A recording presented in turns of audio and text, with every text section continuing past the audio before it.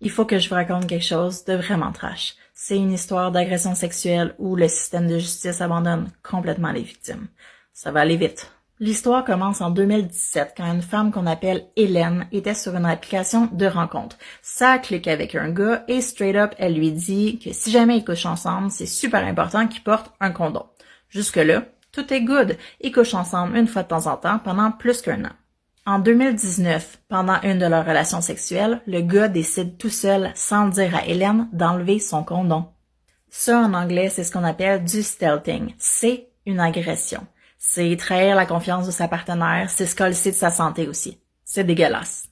Il y en a qui vont me dire que mon opinion est tranchée, mais même pas. En juillet 2022, la Cour suprême du Canada a statué là-dessus. C'est une agression. Fait qu'en mars 2019, Hélène porte plainte à la police, comme on nous dit toujours de faire. En plus, ça devrait bien aller, elle a des preuves par SMS. En novembre de la même année, elle obtient finalement une rencontre avec Nancy Potvin, la procureure du DPCP, à Longueuil. Si le nom Nancy Potvin vous dit quelque chose, c'est parce qu'elle était déjà procureure quand son conjoint, l'ex-policier Benoît Roberge, a été arrêté pour avoir vendu des informations aux Hells. Il a été condamné à 8 ans de prison et ça a été ultra médiatisé. Ça a l'air que c'est chill qu'elle soit encore procureure. Donc Hélène se rend à la rencontre et même si elle fait tout ce qu'il faut, ça chie. Un truc qui est vraiment game changer, c'est que pour se souvenir de tous les détails, Hélène a enregistré la rencontre. Elle m'a envoyé l'enregistrement, puis même si je peux pas vous le partager, je peux vous dire ce qu'on entend. La procureure, entre autres, lui dit mot pour mot qu'elle la croit et qu'il y a eu agression sexuelle dans le sens technique. Mais après, elle lui dit aussi qu'on s'en calisse.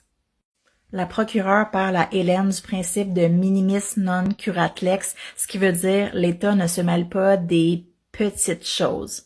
En gros, elle lui dit que son agression, c'est pas important pis c'est pas grave. Fait que pouvoir refiler le VIH à quelqu'un ou la faire tomber enceinte sans son consentement, ça a l'air que c'est pas grave. La procureure a gaslight Hélène, c'est vraiment l'enfer. Après la rencontre, Hélène essaie de faire plusieurs plaintes au DPCP, mais ça fonctionne pas, même si elle a l'aide de plein d'avocats. Le temps avance, puis en 2022, Hélène rencontre Amélie Pineda au Devoir, qui est entre autres connue pour avoir partagé les dénonciations par rapport à Julien Lacroix. Hélène est aussi passée pour parler de son histoire à Paul Arcand. Vous irez l'écouter, elle est éloquente, elle est limpide, elle est brillante. Si vous voulez voir toutes les sources, elles sont sur mon profil Facebook. Rage, courage, puis fuck you Nancy Potvin.